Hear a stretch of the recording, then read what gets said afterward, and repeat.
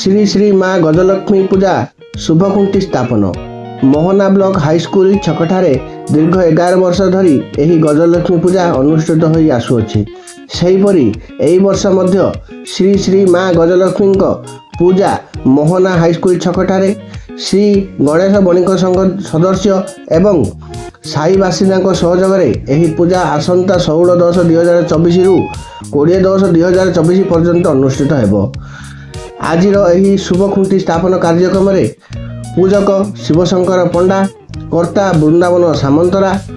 बणिक संघ सभापति टुकुना स्वाई, उपसभापति बाबुला चौधरी, सह संपादक कुना विषयी, राजा पृष्टि, ई दिलीप कुमार, रश्मि रंजन नायक, रघुनाथ सुआर, सुनील कुमार साहू, पवित्र रणा, बाबुला साहू, मनोरंजन पंडा, किशोर पंडा, आलोक किशोर नायक, सुनील कुमार प्रमुख जोगदे यही पूजा को शुभारंभ करथिले।